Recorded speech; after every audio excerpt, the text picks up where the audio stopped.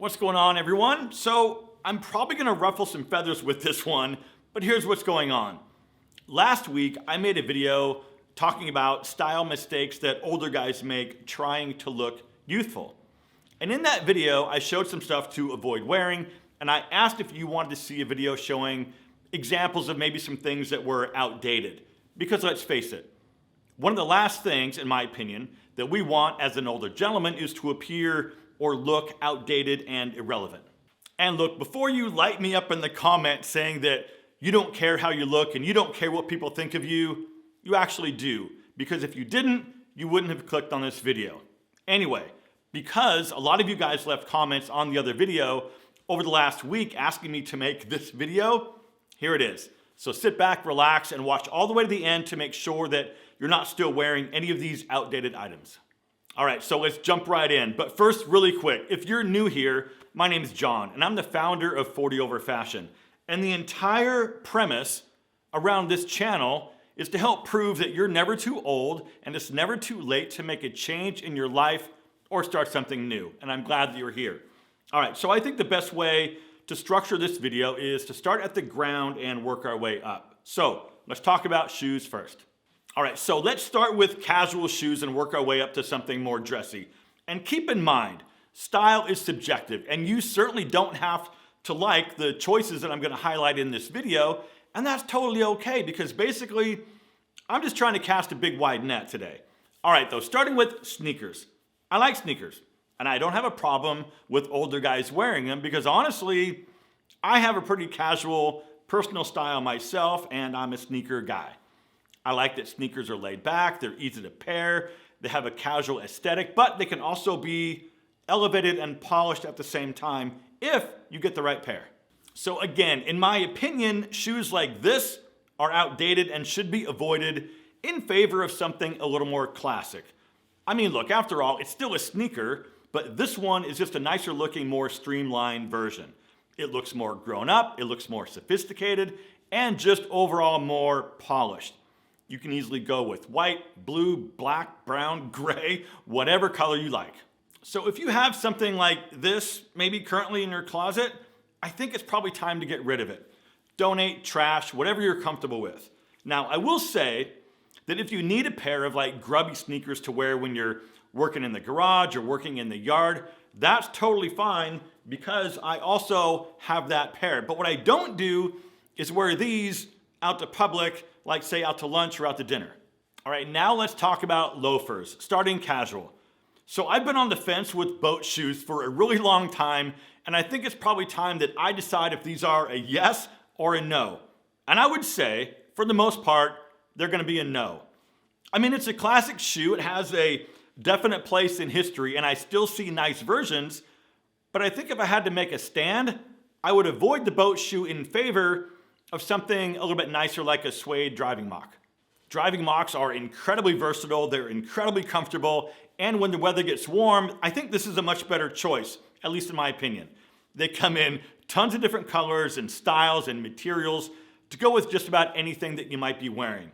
Now, suede would be a more casual material, but you can also go with something in leather to elevate the overall look. So in the spring and summer, the driving shoe would be one of my go-to options. All right, the last shoe category is dress shoes. So let's start with a dress loafer. Avoid anything square toe and chunky. Now, before somebody calls me out in the comments, yes, I realize that square toe shoes are making a bit of a comeback, but I would still 100% avoid these because this is a trend that, in my opinion, will come and go very quickly. And what we shouldn't be doing at this age is chasing all the latest trends. Go with something simple, streamlined, and classic like this. Now, same thing goes with your lace-up dress shoes. Avoid anything overly chunky in design and avoid square toes. So let's just do this. If you have any square toe dress shoes in your closet right now, get rid of them. Trash, donate, whatever you're comfortable with, because my guess is that you've had these for about the last 10 years, back when they were still a thing. But they haven't been a thing or even been in style since then. So let's just call it quits right now on square toes and choose something more classic, sleek, and elevated like these. All right, moving up to your pants. And once again, before anybody comes at me in the comments, yes, I do realize that pleated pants are making a small comeback. However, I would still stay away from them, especially if you might be carrying a few extra pounds around the middle and you're self-conscious about it. All right, so this is exactly what I mean. Here's a picture of me wearing oversized pleated dress pants at a wedding back from the year 2000. Now, granted, I'm not in the best physical shape that I could be in, but these pants aren't doing me any favors. And if you're a bigger gentleman, pleated pants like this are only gonna make you look bigger. They technically fit me in the waist. I mean, they're my size, but there's just so much extra material around the midsection because of the pleats, and the leg openings are just way too wide. And of course, me not knowing any better back then, the pants are clearly like 3 to 4 inches too long, which makes me look dumpy and sloppy. I mean, honestly, the only thing that I've got going for myself in this picture is I think I got the tie length right. Otherwise, that's about it. So if you still have these pants in your closet, it's time to move on. If you're a slender guy, I would suggest pants in a slim fit, but not tight, making sure that the leg opening down at the ankle is somewhere around 7 inches. If you're an average to heavier set build, maybe look for something in a slim straight or a straight cut with the leg opening somewhere around 7.5 to 8 inches, whatever works better for you, because a ½ inch makes a big difference. That's what she said. So take a look and compare this measurement on what you might currently have in your closet and also when you're out shopping for something brand new. All right, now let's talk about shirts. Now this one's gonna be a little bit tricky because all of us have a different shape. But I think the message that I wanna send here is to just avoid anything oversized.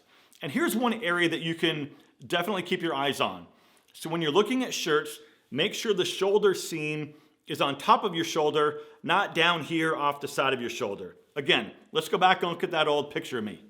All right, so as you can see right here, the shoulder seam is clearly down past my shoulder, and technically it should be up another inch or so. Now, another thing to note is that my sleeves are way too long and look maybe 2 to 3 inches too long, but there's also a lot of extra fabric around my midsection because you can see how bunched and gathered the shirt is around my belt line. This is another area to watch out for to avoid looking outdated. I mean, here's the thing. The baggy and oversized look was a thing back in the 90s and early 2000s, and although, yeah, some of that is trying to come back in as a trend, but again, we're not here chasing trends. Leave that all to the young guys. Because what happens is when older guys wear clothing that's clearly too big, it does several things. Number one, it looks like you're wearing somebody else's clothes. And number two, it just sends the message that you haven't moved on from the 90s, and that can make you look outdated. And here's a little more perspective. So here's a picture of me wearing 2 different pairs of pants and 2 different shirts. Now, technically, all of these are my correct size. The difference is the cut. For example, the shirt on the left is cut loose and there's just way too much extra fabric. And the same thing goes with the pleated trousers. Now the shirt on the right is a slim fit shirt and the pants are also slim fit. And even if you're a bigger guy, you can still find shirts out there that aren't cut so full and boxy. Because it's pretty easy to see that the oversized pieces make me look bigger than I actually am. And at least for me, that's not something that I want. And for short sleeves, if you're a t-shirt or polo shirt guy, the same rules apply.